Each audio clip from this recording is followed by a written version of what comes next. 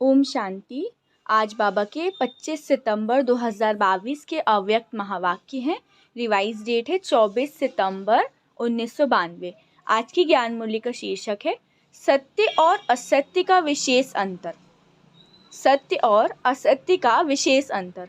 आज दिलाराम बाप अपने सर्व बच्चों के दिल की आस पूर्ण करने के लिए मिलन मनाने आए हैं। अव्यक्त रूप में तो सदा सर्व बच्चे मिलन मनाते हैं, फिर भी व्यक्त शरीर द्वारा अव्यक्त मिलन मनाने की शुभ आस रखते हैं। इसीलिए बाप को भी अव्यक्त से व्यक्त में आना पड़ता है। फिर बाबा ने कहा है कि बाबा सर्व बच्चों के स्नेह का रिटर्न दे रहे हैं, कहीं भी हों लेकिन बाप के समीप दिल में हैं। सबके स्नेह साच बाप दादा सुन रहे हैं।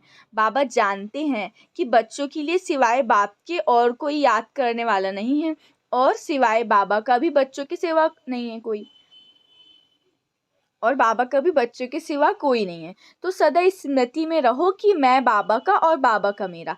फिर आगे बाबा ने कहा है कि कई बच्चे कहते हैं बाबा तो मेरा ही है, लेकिन और भी एक दो को मेरा करना ही पड़ता है। मतलब हम कई बार सोचते हैं ना कि बाबा तो है ही अव्यक्त रूप में, पर फिर भी एक आध कोई साकार में सहारा बन जाए तो अच्छी बात है। हम हद के सहारे ढूंढते हैं, पर बाबा बोल रहे हैं लेकिन आपका वायदा क्या है? एक बाप दूसरा ना कोई, या फिर एक बाप और एक और कोई, तो भोले बन जाते हो।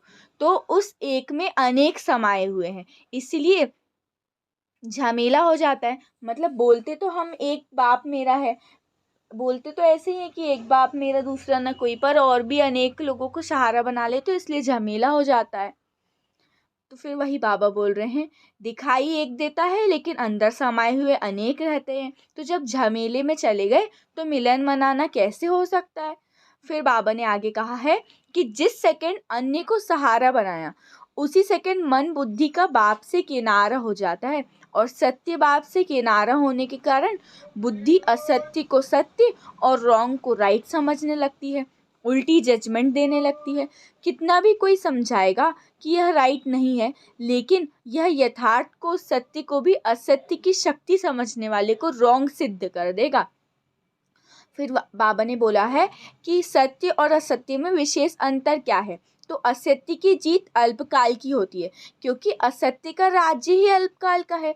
सत्यता की हार अल्पकाल की है और जीत सदाकाल की है। कल भी बाबा ने सत्यता के ऊपर कहा था कि सत्य की नाव मजबूत होती है, खिवैया आपका भगवान है स्वयं।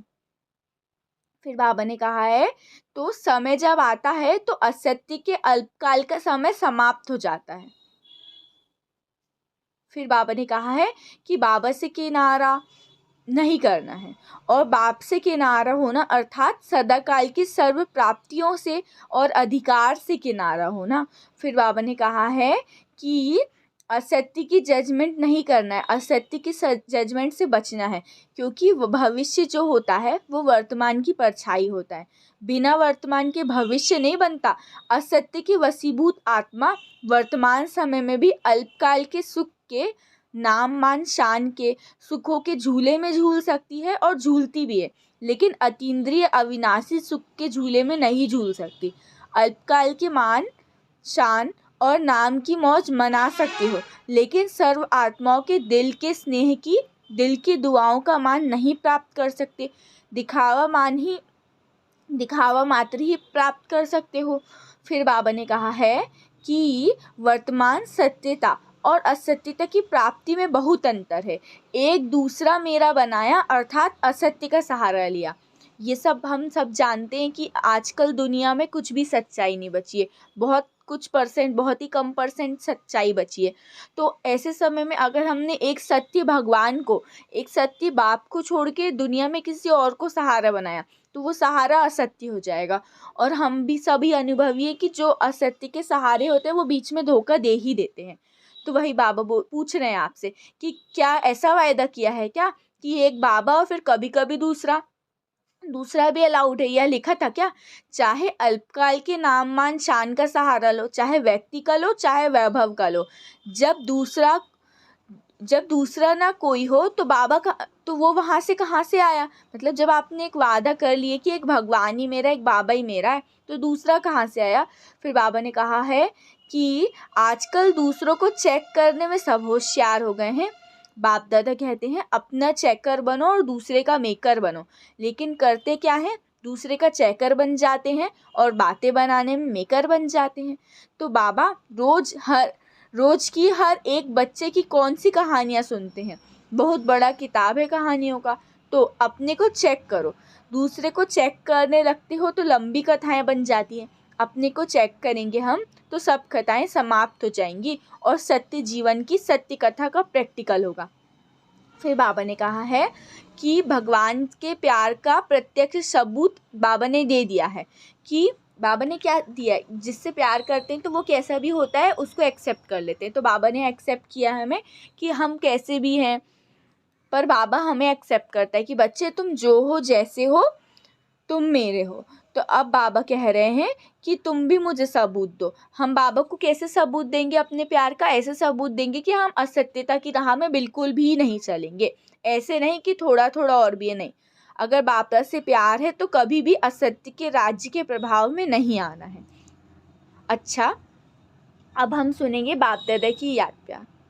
चारों ओर के यथार्थ सत्य को परखने वाले सच्चे बाप के सच्चे बच्चों को, सर्व स्नेह में समाये हुए श्रेष्ठ आत्माओं को, सर्व सदा वायदे को निभाने वाली समर्थ आत्माओं को, सर्व यथार्थ परखने वाली शक्तिशाली आत्माओं को, सर्व याद और सेवा में निर्विघ्न रहने वाले सदा साथ और समीप रहने वाले बच्चों को याद प्यार और नमस्ते। अब कहो हम रूहानी बच्चों की रूहानी बाप दादा को याद प्यार गुड मॉर्निंग और नमस्ते नमस्ते नमस्ते। शुक्रिया बाबा, शुक्रिया। तो हमने बाबा से याद प्यार सुनी अव्यक्त मुरली में, जैसे कि हम सभी जानते हैं कि बाबा अपने स्पेशल बच्चों को याद प्यार देते हैं। तो इन सब विशेषताओं को अपने अंदर धारण करना है। तो आज हम इसमें से कोई भी एक विशेषता लेकर अपने ऊपर धारण करने का अभ्यास करेंगे। वरदान है, परखने की शक्ति द्वारा कुसंग व व्यर्थ संग से बचने वाले शक्तिशाली आत्मा भव। परखने की शक्ति द्वारा कुसंग व व्यर्थ संग से बचने वाले शक्तिशाली आत्मा भव। विस्तार है, कई बच्चे कुसंग अर्थात बुरे संग से तो बच जाते हैं, लेकिन व्यर्थ संग से प्रभावित हो जाते हैं, क्योंकि व्यर्थ बातें रमणीक और बाहर से आकर्षित करने वाली होती। इसीलिए बाप दादा की शिक्षा है, ना व्यर्थ सुनो, ना व्यर्थ बोलो, ना व्यर्थ करो, ना व्यर्थ देखो और ना ही व्यर्थ सोचो। अभी तक बाबा क्या शिक्षा देते थे कि बुरा ना बोलो, बुरा ना सुनो, बुरा ना देखो, पर बुरे से तो हम बच जाते हैं क्योंकि हमें इतनी समझ है, पर व्यर्थ से नहीं बच पाते। तो अब शिक्षा है, ना व्यर्थ सुनो, ना व्यर्थ बोलो, ना व्यर्थ करो, ना व्यर्थ देखो, ना व्यर्थ सोचो। तो ऐसे शक्तिशाली बनो जो बाप के सिवाय और कोई भी संग का रंग प्रभावित ना करे। परखने की शक्ति द्वारा खराब व व्यर्थ संग को पहले से ही परख कर परिवर्तन कर दो, तब कहेंगे शक्तिशाली आत्मा। स्लोगन है, सदा हल्केपन का अनुभव करना है तो बालक और मालिकपन का बैलेंस रखो। सदा हल्केपन का अनुभव करना है तो बालक और मालिकपन का बैलेंस रखो।